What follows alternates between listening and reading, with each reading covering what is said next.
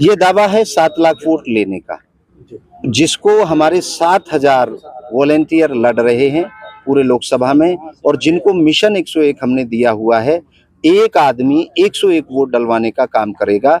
इस तरीके से ये 7 लाख से प्लस वोट हमारी बनती है। तो ये जो आपका 101 मिशन चला है, कब से कब तक चला है, किस तरह से आपने चलाया?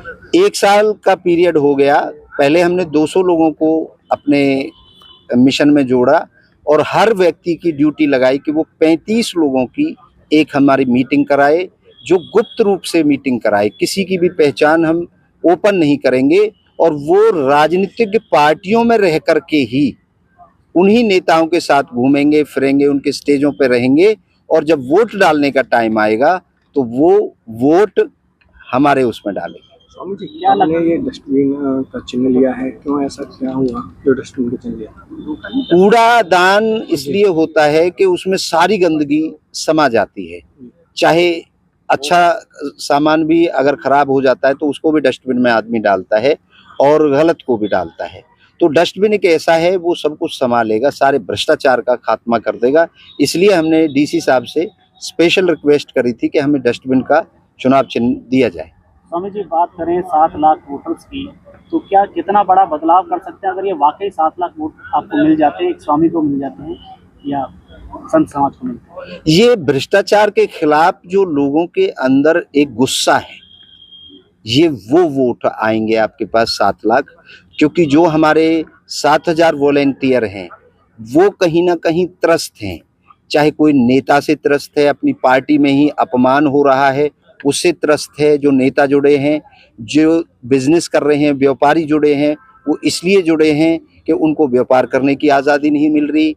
कोई गांव का आदमी जुड़ा है तो वो अपने गांव के विकास को लेके जुड़ा है, कोई अपने परिवार के किसी काम को लेके जुड़ा है। तो यहाँ लोगों का गुस्सा है मौजूदा सरकार से, और नेताओं से लोगों का भरोसा कम इसलिए हो रहा है कि पूरे देश के अंदर एक उत्तर प्रदेश में एक संत सरकार चला रहा है, और उस संत ने जो बदलाव किया है, तो इस बार फरीदाबाद की जनता एक संत पर भरोसा करना चाहती है। अब बात करें बीजेपी की, जैसे भी प्रेस वार्ता में भी सवाल हो रहा था कि बीजेपी राम मंदिर के नाम पर लोगों से बहुत बड़ी बड़ी बातें करती है, राम मंदिर बनवाने की बात करती है, तो आप उनको समर्थन नहीं दे सकते थे ऐसे में? देखिए, समर्थन अच्छे आदमी को दिया जाएगा। मैं फरीदाबाद का इलेक्शन लड़ रहा हूँ, देश का इलेक्शन नहीं लड़ रहा। और फरीदाबाद में ये सारी जनता को पता है पिछले 10 साल के अंदर कितना विकास हुआ है और कितना विनाश हुआ है, ये सबको पता है। कितने सूत्रीय मांगों को लेकर जो है इस बार जो मुद्दों को लेकर आप इस बार चुनाव में उतरे हैं? 21 सूत्र हैं हमारे, 21 जिनको मैनिफेस्टो कहते हैं वो हैं, और उनको लेकर के हम जो मूलभूत सुविधाएं हैं लोगों की, उनको हम पब्लिक से लेकर के और उस पब्लिक के काम करने को लेकर के 21 जो हमारे सूत्र हैं वो हमने आपको। महाराज जी, देश के अंदर जो संप्रदाय को लेकर, अलग अलग संप्रदाय को, अलग अलग वर्ग को लेकर जो बीजेपी राजनीति कर रही है देश में, तो देश के अंदर कहीं ना कहीं कुछ समाजों के अंदर फूट आ रही है, दंगे होने की संभावना कई जगह हुई भी है और बन भी रही है। तो ये कौन सी राजनीति हो रही है बीजेपी? ये राजनेता हैं, हम नेता नहीं हैं, हम संत हैं। इनको पता होता है कैसे ध्रुवीकरण वोटों का किया जाए। हमारी तो सीधी सट बात होती है, सीधा कह देते हैं। संत का तो आशीर्वाद सीधा जाता है, भला आदमी भी जाता है संत के दरवाजे और बुरा आदमी भी जाता है।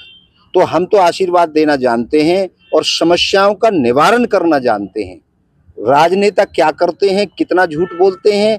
और अभी किसी आदमी ने मुझे बताया कि यहाँ के राजनेता तो दावा कर रहे हैं कि हम जीतेंगे और ऐसे ऐसे जीतेंगे वगैरह वगैरह। तो अच्छी बात है, जनता अपने आप बता देगी, क्योंकि खेल वोटों से होना है। ये हवाबाजी, ढकोसलेबाजी लोग सुन रहे हैं। और ये किसी भी बड़ी पार्टी की बात हो, चाहे कांग्रेस एक बार सत्ता में पूर्ण तरीके से 10 साल काम किया और जनता ने पटक दिया नीचे, और बीजेपी को भी 10 साल हो गए। अगर बीजेपी सही काम नहीं करेगी तो बीजेपी को भी पटक देगी। स्वामी जी, टक्कर किससे मार रहे हैं? पार्टी सामने है। मेरी टक्कर किसी से नहीं है, मेरी टक्कर अपने आप से है। मेरे जो 7,000 वॉलेंटियर हैं वो अपना काम कर रहे हैं। अगर 7 लाख में जीत मिलती है तो उनको जीत मिलेगी, अगर 7 लाख लेने वाला हारता है तो हारेगा। सीधी सी बात है। चलिए 7 लाख का आंकड़ा हमारा जो हमने काम किया है वो 7 लाख वोट पे काम किया है। चलिए अंत में एक बार एक आखिरी सवाल पूछना चाहेंगे, इसके बाद तो फरीदाबाद की जनता से या फरीदाबाद लोकसभा क्षेत्र की जनता से क्या कहना चाहेंगे, इस बार वोट क्या सोच कर दें। और एक और आपके बैनर पर लिखा जा रहा है, नेताओं को वोट बार बार, संत को वोट आपकी बात। मैं एक ही अपील करता रहा हूं और कर रहा हूं, वोट डालने से पहले एक बार जरूर सोच लेना, कहीं आप टिकट की आड़ में किसी भ्रष्टाचारी को तो वोट नहीं दे रहे हैं और अपने आने वाले 5 साल को खराब तो नहीं कर रहे हैं। वोट डालने की जिम्मेदारी आपकी है, वोट आपको डालनी है। अपनी वोट को सोच समझ करके दें, जो आपको अच्छा लगे, जो आपको लगे कि ये फरीदाबाद का सुधार कर सकता है, उसको वोट दें। मैं तो यही अपील करूंगा सभी से। बहुत